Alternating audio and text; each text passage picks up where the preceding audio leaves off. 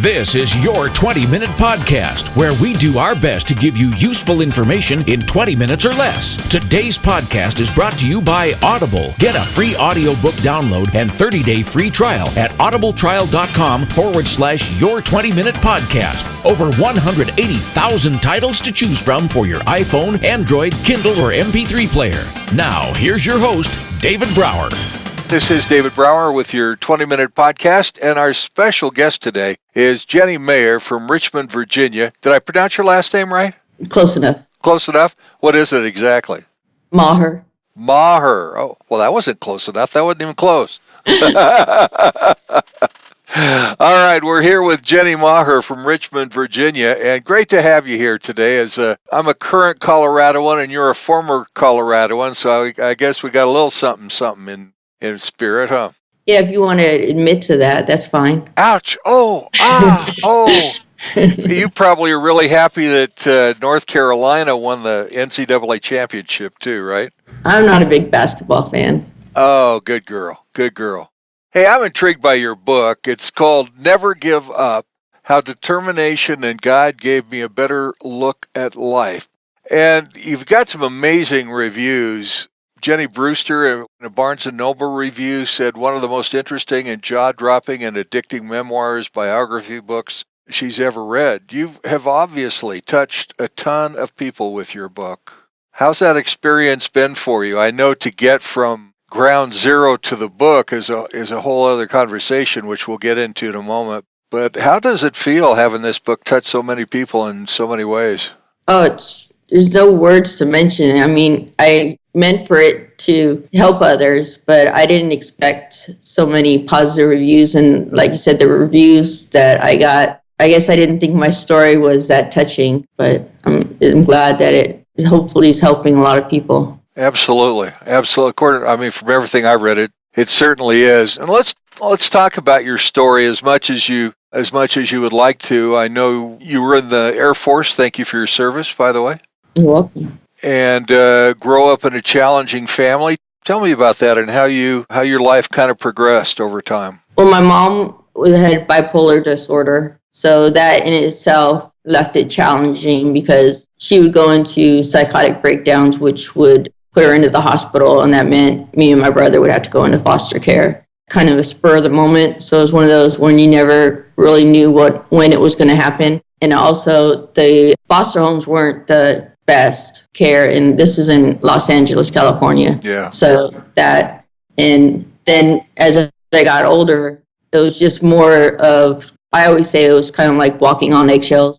You never knew when something was going to set her off to start screaming and yelling or whatever. So, and there's no bondage, there's no loving, there's no attention, there was no talking to her about my problems or anything. So I held a lot of my feelings and my problems and my everything in.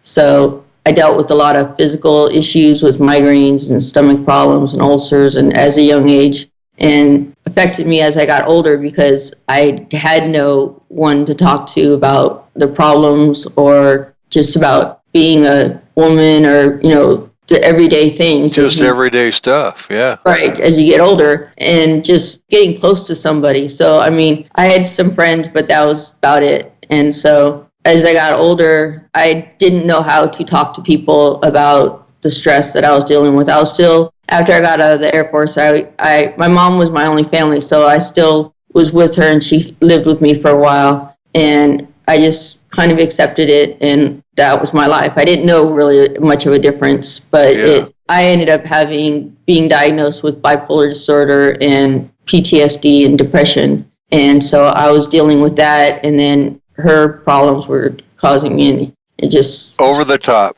Yes. So, and your father passed away when you were young. Well, you were like 3, right? Yes, he got hit by a hit-and-run driver. Oh, my God.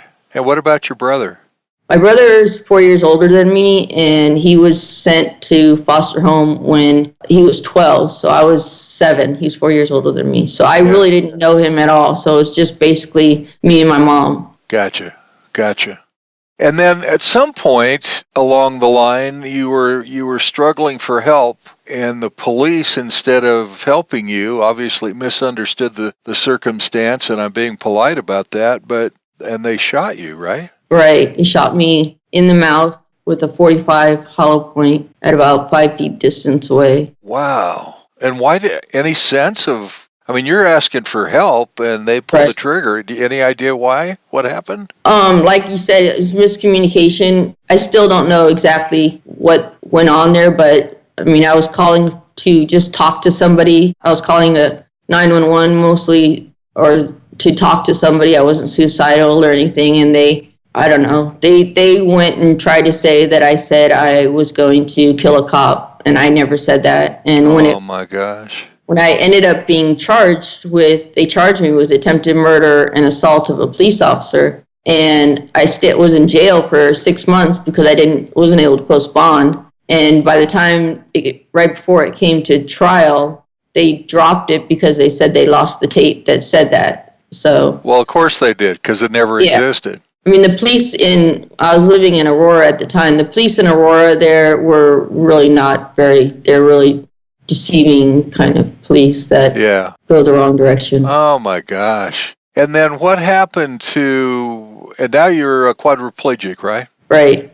So how did you get to that stage in your life? What happened? Well, I attempted suicide. I took pills and overdosed after my mom basically didn't want anything to do with me, and then she sent me really hurtful emails for a few weeks, and I just felt alone and hopeless, and that with her being the only family I was really in contact with, I felt that there was no reason for me. I felt I was hurting so much inside. Yeah. And I just felt that there's no reason to live anymore, so I overdosed. And the overdose is what caused the paralysis? Well, it's kind of not positive exactly, but they said it was because I was hiding in the closet because I thought I heard police, and I was leaning against the closet wall with my knees up to my chest. Yeah. And I had my head forward, and because I was like that for days, unconscious, they said that it cut off blood flow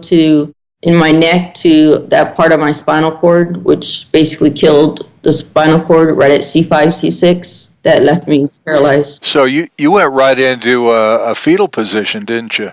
Right. And yet you survived in that way for several days? Yeah, I guess. Because it was days before I was found and was taken to the ER. Who found you? That had to be... Yeah, my neighbors. Because I lived alone, I knew my neighbors, and they knew that kind of my routine. So they knew I was in and out every day, and they hadn't seen me for a few days. Mm-hmm. So they asked the police to do a welfare check, and I don't know exactly what happened after that. Because next thing I woke up in the ER. Gotcha. Wow. And how are you doing now? I mean, obviously, I know you're a quadriplegic, and you've got this great book, but how's your head and your heart? You in a pretty good place? Oh, great. I mean, compared to then and even after dealing with my paralysis and dealing with the abuse and neglect I dealt with in the nursing homes at the VA and the care that I was given, I mean, my heart and my spirit is just alive.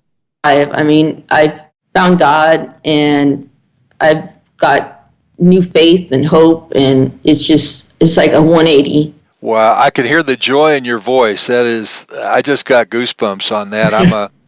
I'm a man of faith myself, and I attempted suicide in November of 2013. Wow. So I know of that place a little bit. Yeah, it's tough. It's tough, and I know that faith and God has saved me in more ways than I can tell, and and that has obviously been your experience. So now you get to touch people and share your faith and share your story, and your joy just comes through your voice now. It's just, it's cool, man. It's cool. Yeah, I mean, and I was in a dark place before I attempted suicide. I had tried multiple other times, but I ended up getting scared and calling someone. And so, I mean, I had been in a dark place for a long time, feeling hurtful and everything. And at that moment, I didn't even call for help. I didn't do anything. I just was ready. Yeah. And even when I woke up in the emergency room and, I knew that God saved me for a reason, even though I did not believe or understand the religion or spirituality or anything, because of the amount of pills I took. There's no way a person could have easily survived that. So I knew there was a reason, and I knew that I had to, fight. And fight you did. Yeah, I try. Yeah. Well, you're fighting every day. My sense is you're fighting every day, but you're getting a payoff every day, right? Oh, yes. I mean, every day I get, stronger, spiritually and, physically. I mean, I still, have my ups and downs just like anyone else. But, now I know that God is there for me, and that, before I was always worried that something was going to go wrong, and, I'd be worried all the time and not trusting and everything. And now it's just when something's not right, I just pray and I just trust that it's going to be taken care of. And it always is. It always is. I've never been, let down or, forgotten. I love that, man. Just feeling that you don't have to worry, right? It takes that lift off your shoulders. Oh my gosh. It's answered prayer is one of the greatest things ever. And people get to experience that. They know what you and I are talking about. And for those who don't, man, I don't care what your place is in life. I don't care where your head and your heart is. And just pray to yourself and pray to God and see what happens. Because it works every time for me, right. And it doesn't. And people think that it's supposed to happen like automatically. You pray that night and it's supposed to be answered the next day.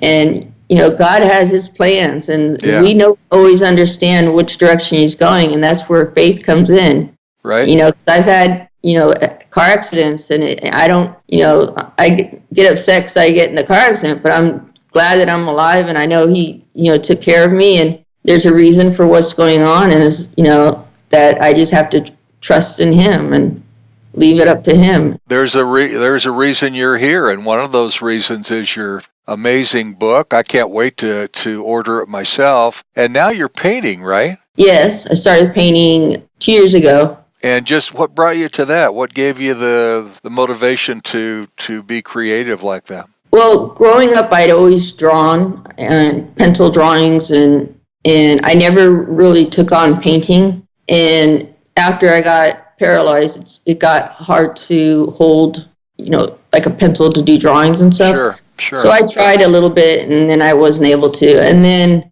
one of my caregivers wanted me to paint a picture for the wall in my house, because it was an area that needed a painting. Uh-huh. So I finally was like, okay. So I finally did, and I loved it, and I've been painting ever since. And that's awesome. Yeah, and a lot of my paintings are inspired by God. I pray about and he just brings it to mind, and then I just put it on palette. Wow. Are you selling your paintings now too? Yes. I would love to put them in the studio. I mean, that's my ultimate goal, is to have it in the studio. Absolutely. So people can find your book and your paintings, I assume, on your website, perfect website name, themindbodyandspirit.net, and can learn more about your book, your paintings, and you. So tell me, a friend of mine paints, he's a quadriplegic, and he paints with a brush in his mouth. How do you do that? I put the paintbrush in my hand. Okay. Yeah, my hands are fists. Oh, gotcha. Okay. Yeah, and as I progress, it helps therapy, because it keeps my arms moving and it keeps my hands. So I've gotten a really steady hand now from painting so much, so it helps me all around. How cool is that? So do you paint with one hand and then paint with the other, or you just stick with one? Just with one. You're not ambidextrous yet? No, I need to use the other hand to hold my body up. Oh man, that's funny. I am so proud of you, and just a thrill for me to talk with you and to hear your story and to hear how God is in your life and has touched your life and continues to do so. I can't wait to get your book. I want to check out your paintings, and I hope everybody else does too. Themindbodyandspirit.net is the website. The book is Never Give Up, How Determination and God Gave Me a Better Look at Life. It's a 144-page memoir. It's easy to read. It's honest and heartfelt. And it's medically informative too, right? Yes, it's for multiple different people, for caregivers or families that have loved ones who are dealing with mental or physical disabilities, and people who are, so they can understand it better. So Wow. it's all around. Good for you. Well, keep the smile up and keep painting. That's good living right there, man. Oh, yes. Thank you. Jenny, I'm going to say it wrong again, aren't I? Jenny Maher. Oh, you really messed it up that time. Jenny Maher. There you go. Jenny Maher. Oh, my gosh. And where are you? Richmond, Virginia now? Yes. Okay. Well, good for you. Good for you. Keep up God's work and keep smiling, because you got a lot of joy that I can hear, and I know you're touching people that you don't even know yet. So keep it up. You too. All right. What a thrill. You've been listening to your 20-minute podcast with David Brower and our special guest, Jenny Maher, author of Never Give Up, and a wonderful painter as well. So check out her website, themindbodyandspirit.net. Thanks for listening. Be sure to follow us on Facebook at facebook.com/Your 20-Minute Podcast. Until next time, don't forget to download your free audiobook at audibletrial.com/Your 20-Minute Podcast. That's audibletrial.com/Your 20-Minute Podcast for your free audiobook. And thanks for listening to Your 20-Minute Podcast with David Brower.